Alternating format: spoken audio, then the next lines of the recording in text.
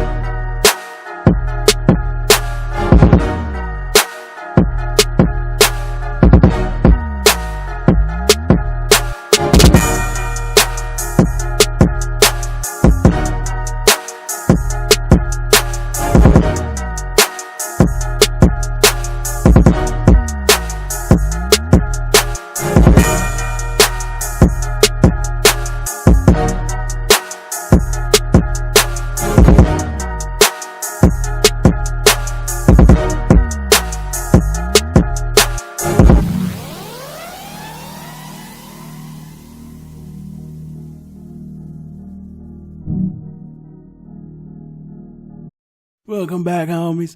That was dope. Comikaze 2016 was kicking off the chain, homies.